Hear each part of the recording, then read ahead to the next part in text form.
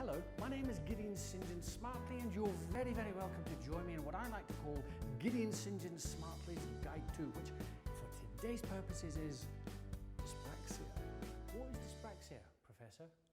Excellent question, Garfield. Dyspraxia is a form of developmental coordination disorder, or DCD for short. It's a common disorder affecting fine and/or gross motor coordination in both children and adults. Whoa, that is a proper mouthful. Why, yes, Garfield. Is dyspraxia something a person can pick up or pass on like a cold? No.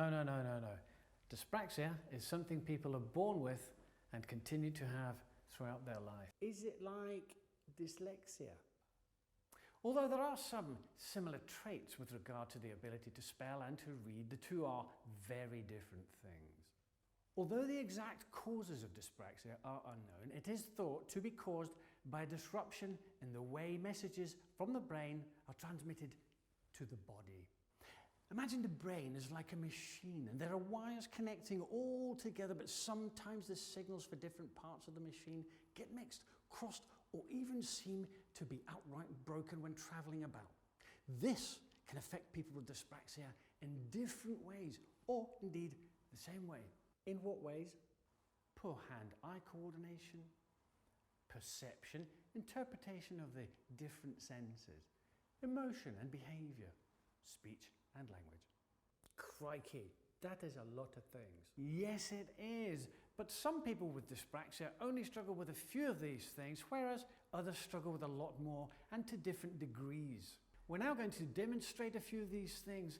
Here, catch this ball. See how easy this was to catch? Some people with dyspraxia may struggle with doing such tasks. So wouldn't they be able to play football or other sports? Although some may struggle with such sports, it doesn't stop them from enjoying such things, and they may discover with enough practice that they are mightily good at it. Say, you're looking rather smart today. Did you trim your beard, style your hair, or even tie your own shoelaces? Why, yes, I did. Some people with dyspraxia may struggle with doing such tasks. This is down to the fine motor coordination skills being affected, so using a pen, cutlery, craft work, or playing an instrument can prove difficult. Whereas with gross motor coordination skills, things such as riding a bike, running, dancing, and even driving can be difficult. They may have a tendency to fall, trip, bump into things and people, so they can't drive. Many people with dyspraxia can drive. It may take a little longer to learn, and they may find driving an automatic automobile easier.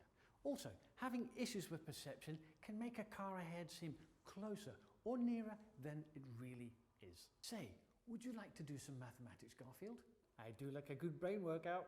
Okay, what is 4 times 8? 32. What is 12 add 45? 57.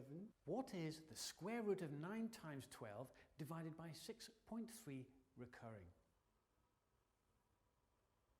Yes, you're finding that very difficult, Garfield. Some people with dyspraxia would find even rather simple mathematics difficult. This is because of poor sequencing problems, which causes problems with maths, but also reading and spelling. Some people are diagnosed as having verbal dyspraxia, which affects their speech and their language. They find that they may talk continuously or repeat themselves or even stutter when saying a sentence. Some people with dyspraxia have difficulty with organizing the content and sequence of their language. They may have uncontrolled pitch, volume and rate, so they may believe they're being quiet when speaking, but in fact they're speaking loudly. They may have unclear speech and may struggle to pronounce some words. For example, someone with verbal dyspraxia may sound like they're saying G, but it is heard as a D. So the word like golf can sound like dolph. Speech therapy when young, and also as an adult, can help someone with verbal dyspraxia during development in their childhood and into their adult life. I imagine having dyspraxia can be very draining mentally at times. Many people with dyspraxia can struggle with their emotions. They have a tendency to be erratic, having good and bad days. a tendency to be easily frustrated. Some may struggle to process their emotions so that they get upset easily and not explain to someone exactly how they are feeling. So they're often prone to low self-esteem, emotional outbursts and self-doubt. As well as their emotions, their behavior can also be affected. So they may have difficulty in listening to people, especially in large groups, slow to adapt to new or unexpected situations, or slow to finish a task. They may daydream and wander about aimlessly. Of course, there are a number of positive attributes to dyspraxia, which some may have. Things such as being more forgiving and having a higher sense of empathy towards others. They can also be honest, caring, gentle and sensitive. At times, they are able to laugh at themselves and also be very determined, especially to prove others wrong. They can also be highly creative and imaginative. I sure have learned a lot about dyspraxia. I'm surprised a lot more people don't know much more about it. Thankfully, here in the UK, dyspraxia awareness is much higher than in other countries, but can still be overlooked or not talked about much over other disabilities, especially in the media. Dyspraxia is almost seen as an invisible disability, so it can be greatly misunderstood, overlooked, and in some cases, even denied it is real. What would I do if I believed I had dyspraxia or a future child of mine had it? Consulting your GP in the first instance, who may refer you or your child to an educational or clinical psychologist, occupational therapist, or a speech therapist. The right support in school can benefit a child, although a problem that many people face when leaving school is that the support simply ends.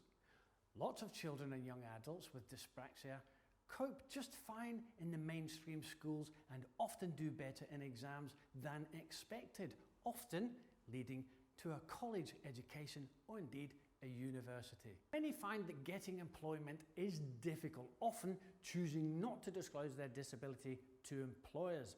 They may struggle at certain jobs because of the difficulty with certain tasks. No company or business has the right not to hire someone or indeed fire someone because of their disability, and where possible, they should put in place the right support. Often, those with dyspraxia can bring so much to a company with some of the points mentioned earlier.